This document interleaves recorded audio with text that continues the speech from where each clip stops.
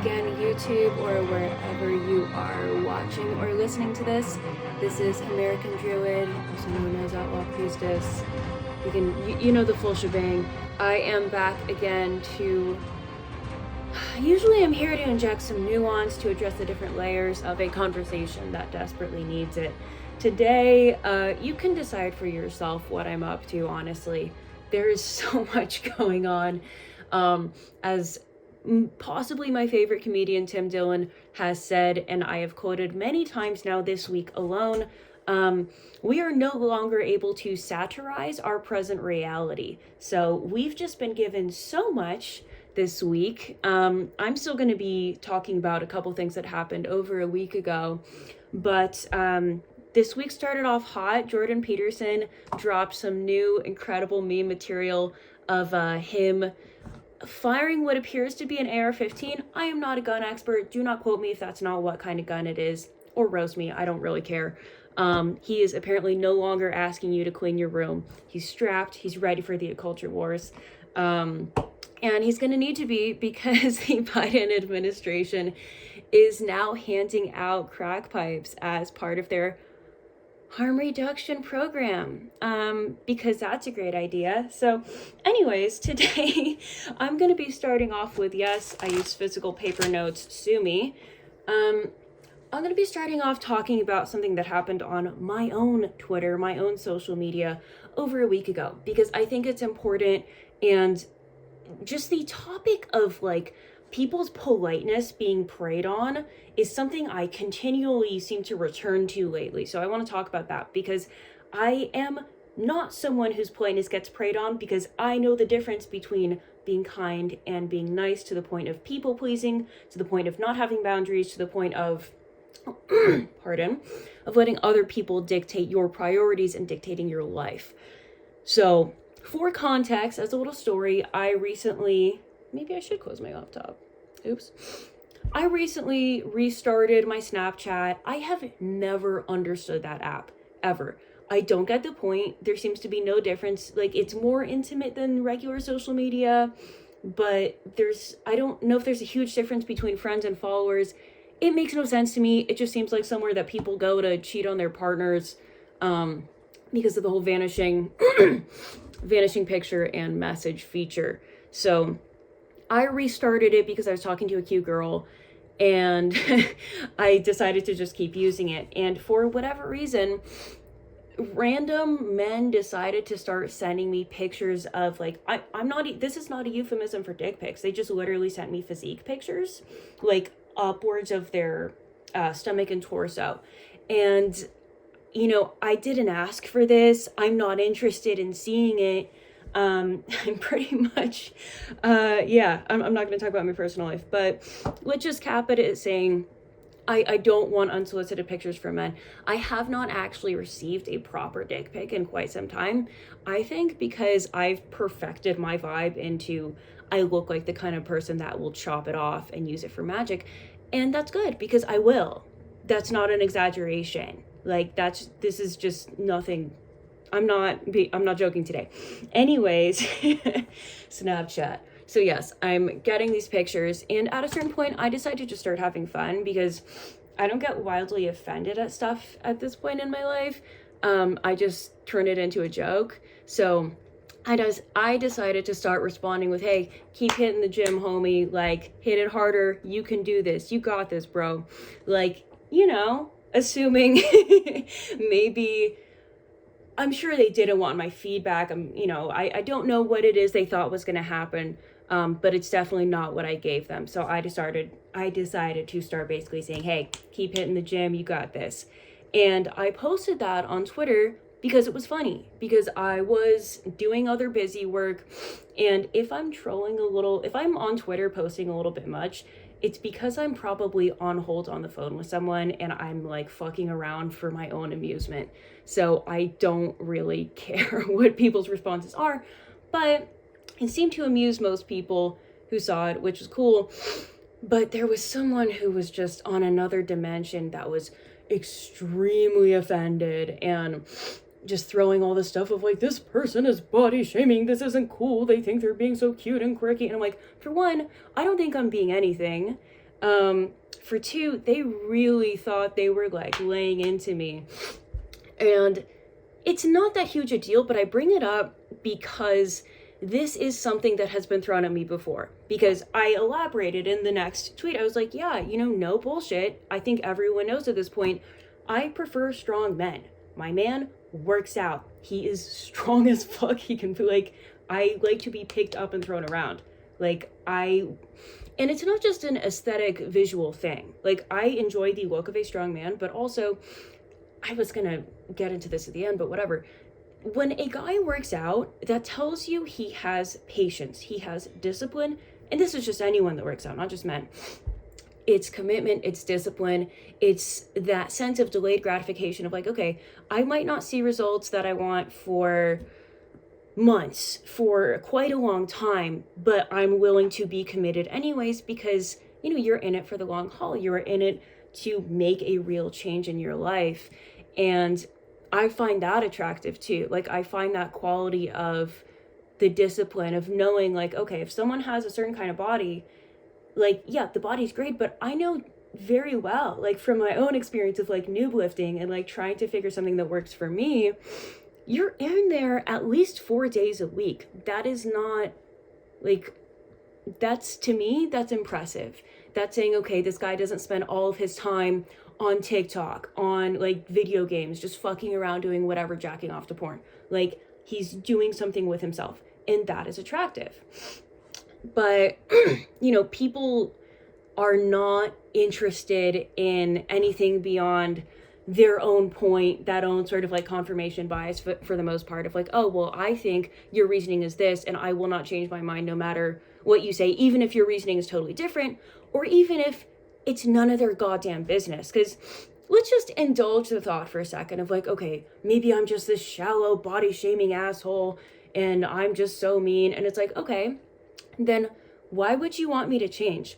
Would you not want me to be as honest as possible so you can dodge that bullet, so you don't even try to hit on me, so you don't try to make friends with me, so you can make your own informed decision based on knowing what my honest opinion really is, instead of me just lying to placate you to seem nice? And yeah, it just, that doesn't make a whole ton of sense to me. You cannot change everyone's mind in the world, and it's also not your job to do it. When people are shallow, like genuinely shallow, I prefer for them to be as honest as possible about it so I can dodge that bullet. That being said, my having the individual attraction to strong men uniquely, because otherwise I'm pretty fucking gay. So if I'm gonna be into a man, he's gonna be like top tier. Me as a private individual, being my own woman, like just being an individual doing my own thing, that's not like if I'm the CEO of a company. Like, remember when he looks like a fucking orc too. The CEO of Abercrombie and Fitch said that their company wasn't for ugly people. And it's like, for one, you literally look like an orc. For 2, so that was just, it was a bold statement. He probably has some kind of body dysmorphia. Anyways, I'm not leading a company. I'm not out here saying stuff like, fat people are worthless, skinny guys are just, they should just go die. Like, at no point did I ever say, oh, if you're too skinny for me, go to hell. Like, you're useless, you have no point in life. I simply said, I prefer men who are strong. And it's also funny because that often gets taken as like, oh, you're fat shaming. And I'm like, I never said fat. I'm equally uninterested in guys who are too skinny to throw me around. Like, it's about the strength. And there's a lot of different ways that strength can sit on a body type. There are guys like the Mountain, if you saw him on Game of Thrones, who are just fucking huge. Like, as the name suggests, just massive absolute units of a human being, and strong. And there's people who, you know, there's guys who are probably like my height, I'm 5'1", and they're jacked for their size. Like, not that it's anyone else's business. If I'm shallow, like, let me live my life and, you know, just stay away from me. That's probably better for you. But for whatever it's worth, I don't judge people for stuff they can't control. I am being discerning on the way that a man chooses to spend his time and what that means for me. I tend to take someone with that level of commitment as a positive comment on them, which is my right to do if I want to. So yeah, I really hate this whole idea that anytime a woman has any kind of reasonable standard, on the one side, on the incel, pickup artist, whatever, like just douchebag side of the whole manosphere, they're like, these whores, they're just gold diggers, they're fake, they want all this unreasonable shit, fuck women. And then on the other side, it's like, oh, well, we think men are trash anyways. Like, you can say men are trash as much as you want, but the second that you have standards for men, because you're like, to me, my perspective is, yeah, most people are kind of lazy, kind of aimless, kind of spend a lot of their time just fucking around, like wasting their time, don't really have a whole lot to say. Sorry, not sorry. I don't find most people super interesting. So I have standards to weed that out. So if I am going to be interested in a man, I'm, again, like getting what I consider to be a more quality individual. So it's wild to me that if I were to go online and just spew all this like casual misandry that a lot of women tend and seem tried to come out of my mouth at the same time, that a lot of women tend to do, that would be fine. I would be getting the Yas Queen treatment. I would be like, yeah, you go girl. But the second I'm like, no, like I don't hate all men. I just, prefer for them to be of a higher quality. If you are going to have a chance with me, suddenly that's a problem. So I just think it's incredibly creepy because it's trying to push women to not have any standards for men. And this is why I'm bringing this up. It's not the first time that this has been thrown at me. Like, I said something like this on Facebook years ago when I had an account. Don't go looking for me. I'm not on there. And someone was like, how dare you body shame, you fucking bitch? And I'm like, yeah, I dare. I fucking dare. Pound sand if you don't like it. Because guess what? You are not entitled to a shot at dating me. You are not entitled to me, to my attention, to my time. You are entitled to none of my sexual or romantic attention, period. No one owes you that. No one owes you their attraction for literally whatever reason. And if it strikes you as unfair, life's fucking unfair. And dating is inherently competitive. It is inherently discriminatory. Because what am I supposed to do? Give a chance to every single person that wants me? I would have no time to do anything else. And this is not me being arrogant. This is me being realistic. So for people that think that they're being helpful and feminist and open-minded and progressive or whatever it is they think they're doing by trying to make me shut up and tell me I'm body shaming, what you're actually doing is enforcing some kind of rape culture in its own. Because you're telling me that I should have to give anyone who wants me a run at me. And I'm just not going to do that. I am not some kind of free-for-all. No woman should feel like she has to just give everyone a chance just because, and she's mean and wrong and bad if she does. Like, no. You get to be discerning on whatever you want. Now, is it more or less, fair what those standards are? Sure. That is something that you have to decide for yourself. I tend to think that my own standards are pretty reasonable. But they also don't have to be. I could decide that I only want to date guys that wear red, and that would be something that I could do. Does it make any sense to anyone else? Probably not. But it doesn't have to, and you have to live with those consequences. And frankly, I'm pretty okay with the consequences of my preferences. I'm pretty okay with the consequences of only being interested in strong men. That's kind of the point. So let us move on. Let me just type something in here real quick. Yeah, so I'm kind of going to flip some of those themes, reverse a little bit for this next topic. So if you're on social media, if you are on Instagram, any of this stuff, you have probably seen something like, these Yas Queen encouraging posts that are supposed to be empowering of no one is entitled to your time. If people don't treat you like a living god, like the living sovereign monarch that you are, you don't have to respond to their texts. People shouldn't feel obligated to you calling them back. All this crazy shit. If you haven't seen it, congratulations. Maybe you just follow better people than I do. I don't know.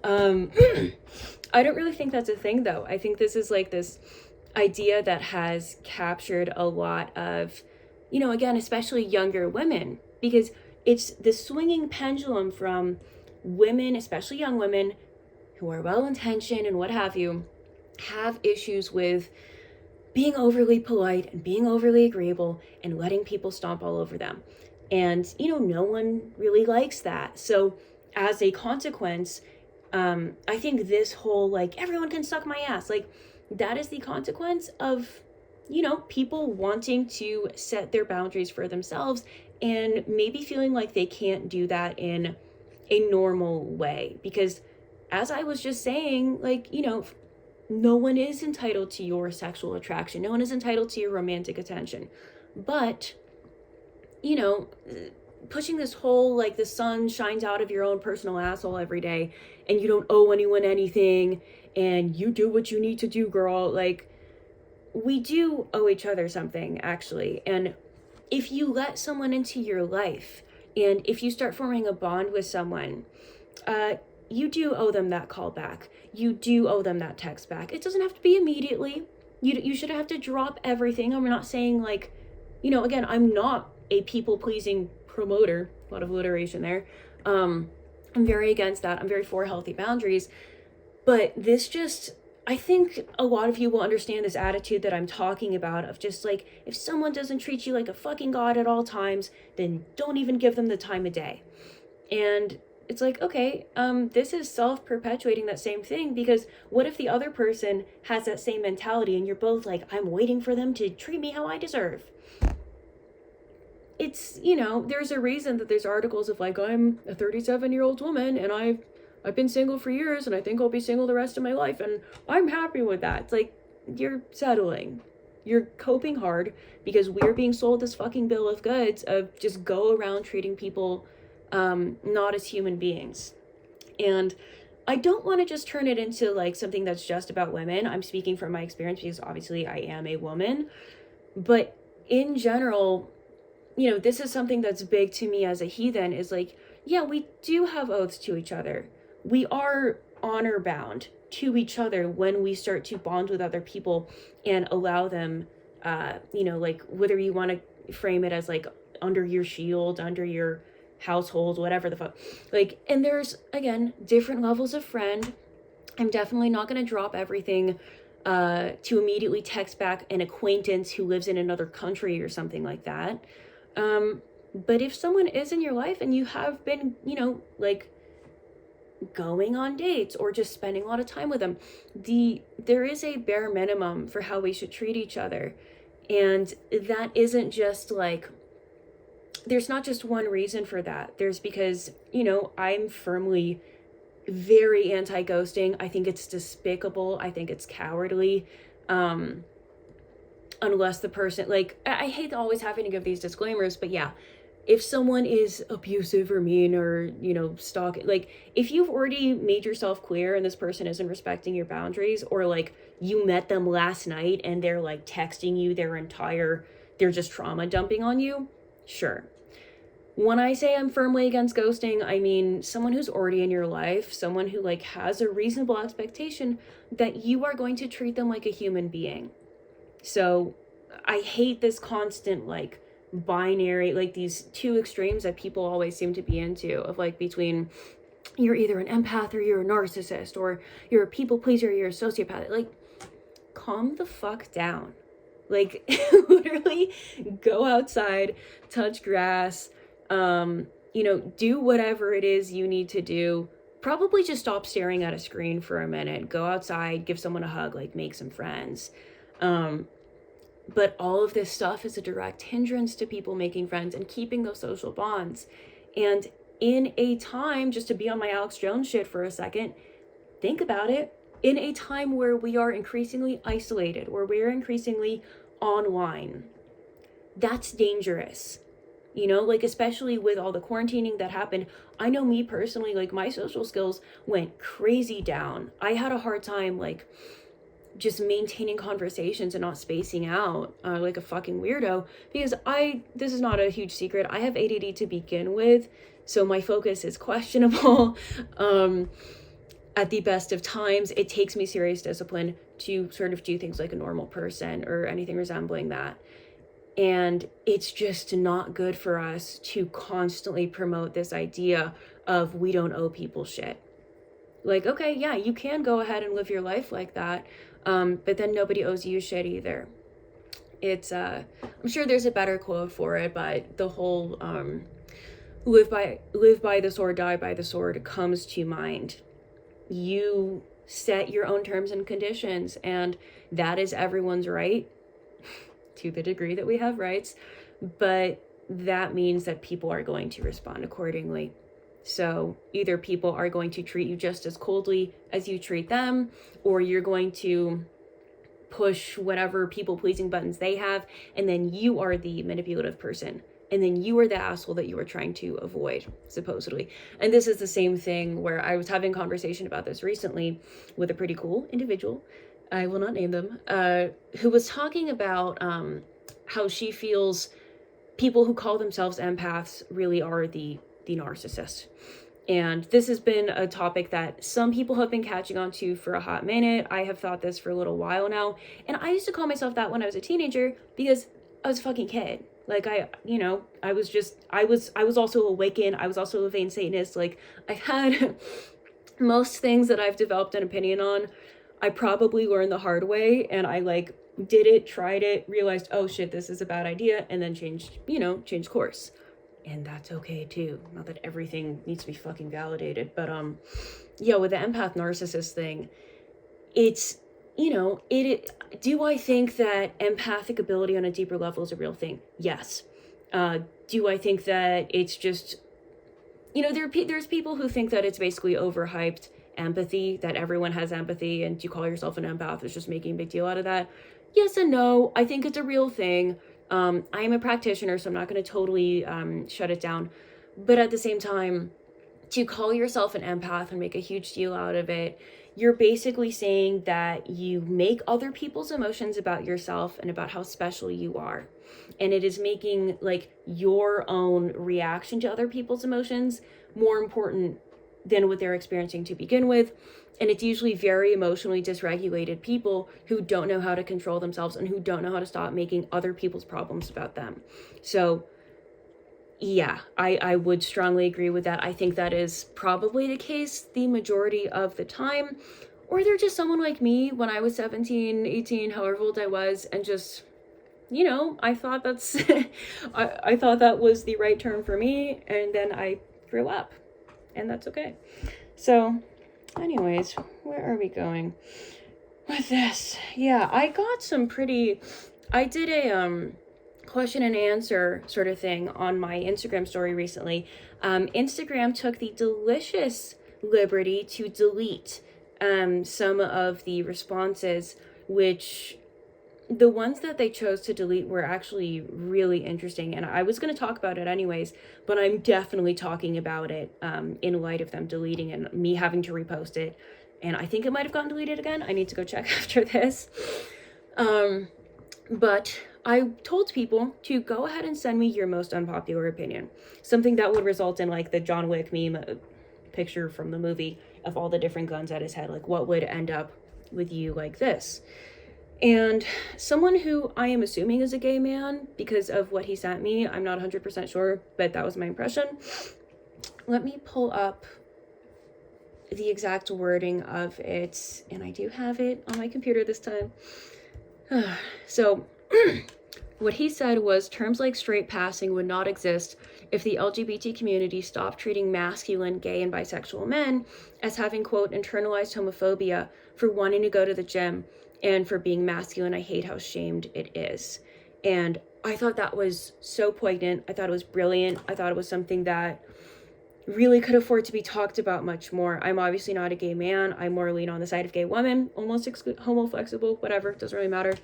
But that resonated with me, and I wanted to just support him in that because, this whole thing, like talking about our identity and all this different stuff, at least the window dressing, what they claim the intention is this is supposed to make us more free. It's supposed to be liberating. You're supposed to be whoever it is that you are meant to be.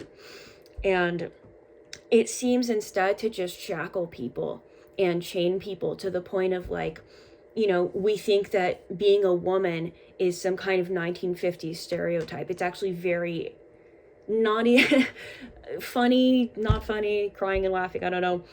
It's funny to me that both the very woke, the rabidly woke far left, and the just aggressively tradcon far right seem to agree on what it is they think a woman is supposed to be. That if you are not a living, breathing housewife stereotype, that you know, you're not like, you know, you have internalized homophobia, you're non-binary, you're this, you're that. You can't just be a woman and not be a two-dimensional character. Like that, it infuriates me. So I have for quite some time now, and I've said this multiple times, I hate the idea that we are supposed to think or act or feel a certain type of, any certain type of way about anything just because we happen to all like not be straight. That's the one thing that I have in common with the rest of the people who are LGBT. I don't even want to say community, because, you know, I was born bisexual. It is involuntary. Not saying involuntary is a bad thing. It's just like, I was also born 5'1". That's where I was always going to cap out. And I don't necessarily have anything in common with anyone else who's my height. So I don't necessarily agree with them on politics or religion or ideology or really anything else. We might have a shared Napoleon complex at times, you know, but that's about it. So I think this whole trying to shove other gay and bisexual people into boxes of what you think it is, you individually, or just people, you know, in their own head think it is to be gay, to be bi, whatever. It's degrading. It's just utterly degrading to, you know, come out of one closet and be shoved in another box where like, well, you know, I assume like he's sort of talking about this whole, well, gay men having to act a certain way or being recognized, their gayness is recognized in some certain way. And like, that's another thing too. Like something I really hate in the whole identity discussions is that people say stuff like queerness or whiteness or whatever it is. And it's like, it'll be queerness. And then they talk about people as bodies, like queer bodies, petite bodies, whatever it is. And it's like, yeah, I am not a body. I am not a zombie. There is no my queerness. There is no my, but whatever, aspects of myself, elements of what makes me who I am and other people who they are. That is not, I guess my roommate is watching a horror movie. That is not disembodied from who I am as a person. It's not like floating in the ether where I go ahead and like pick, I'm a femme, I'm this, I'm that. Like, I am who I am, and that interacts with the other parts of me in the ways that they do. And so, I don't know. I mean, this is something that could have a much longer conversation around it.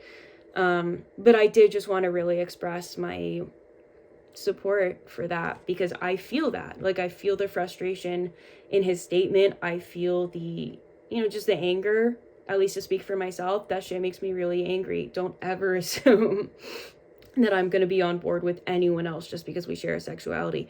I went off about this, especially in terms of Alok Menon being picked, essentially, like being thrust up as this like poster person for the LGBT movement. Like, this is someone that has literally said, let's just go ahead and pull it up.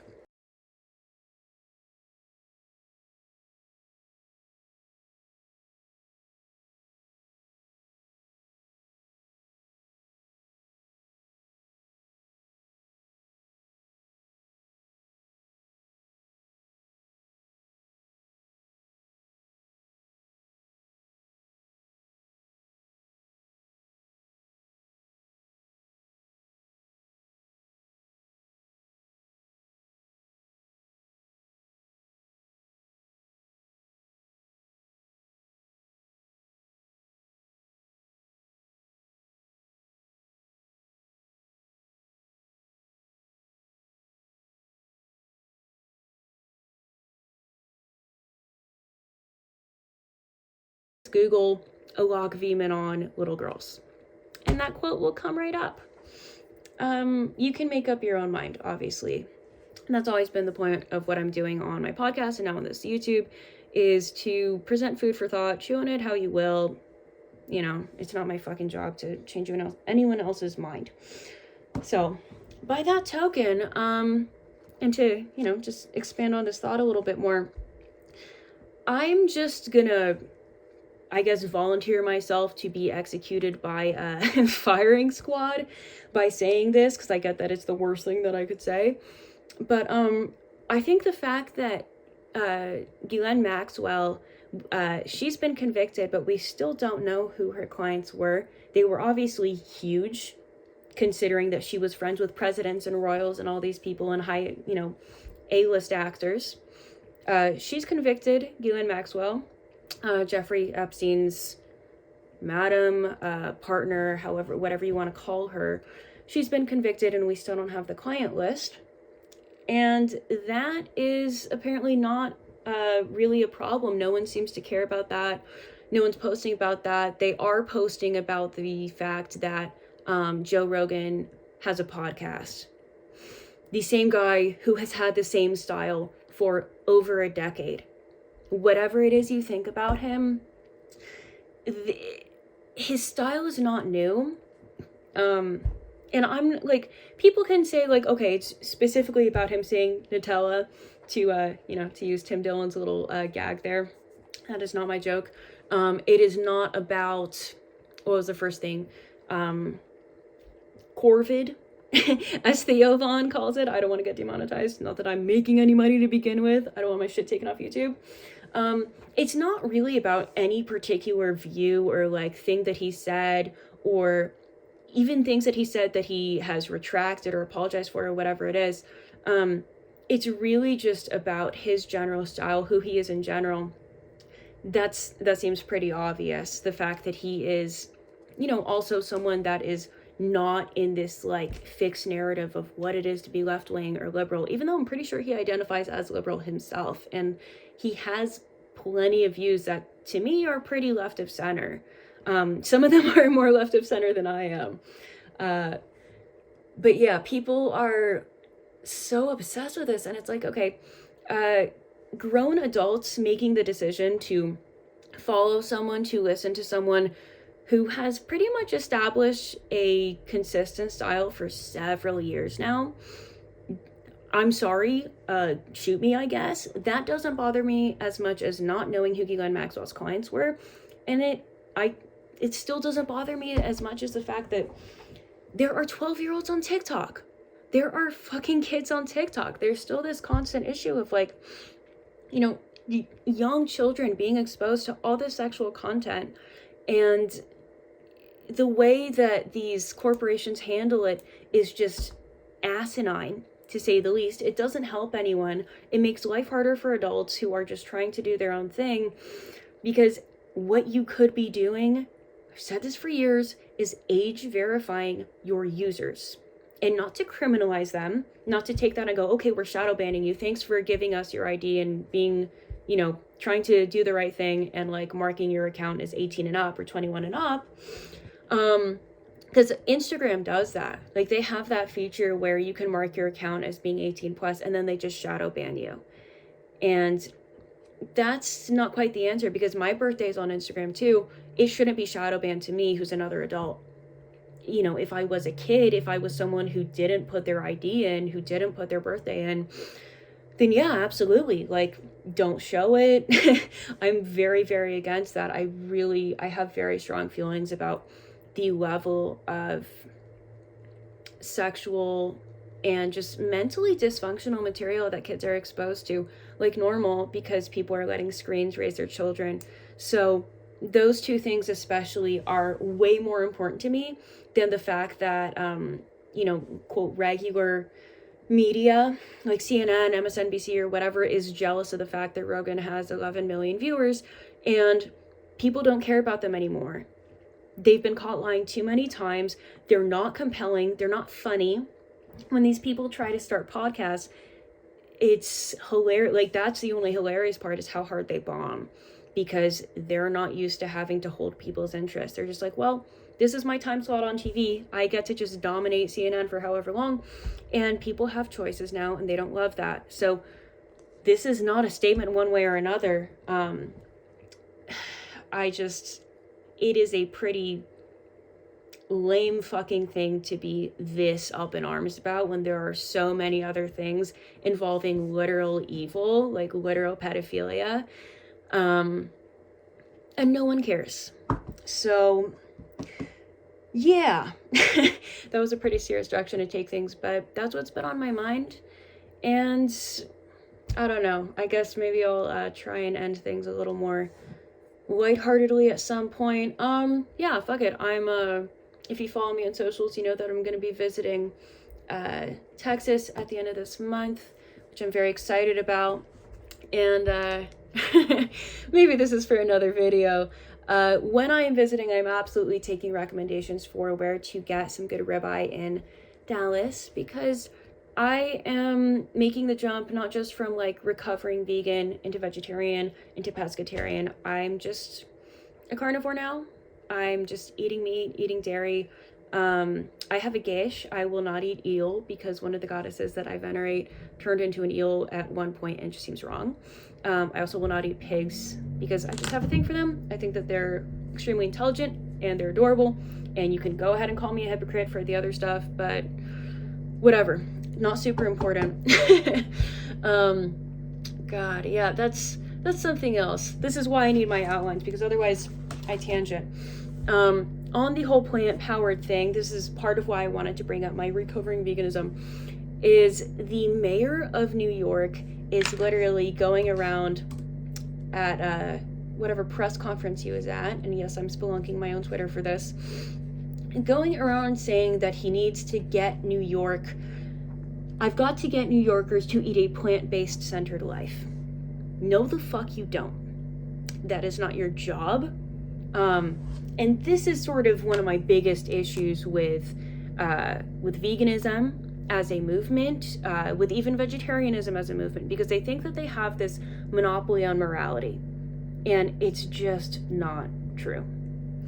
You do not get to dictate morality for anyone else. This is definitely going to be another episode. I have a lot of other points I want to make about this. But yeah, people are worried about Rogan, and we have actual politicians. There's like 1 in 10 people in New York City are homeless, and he's worried about making people vegan. I just don't think it's what's really important. I don't find this stuff to be a priority. I think there's so much else going on. We need to fucking sort ourselves out. So thank you guys for listening. I did get into a bit of a tangent at the end. You kind of know how it is. If you've watched or listened to me before, you know I tangent. So if you want to buy me a coffee, buy me a cigar, or just support me on Patreon, any of the above, I'd be extremely grateful, because I do this on my own time in between work and school, and it does not pay for itself, but I love doing it. So if you like what I do and it resonates with you, I'm very grateful for your listens. But feel free to find me as Outlaw Priestess on Patreon for bonus blog posts, for extra content. So anyways, now is the time where you should close your screen, close your laptop, put your phone down, go outside, and go do some magic.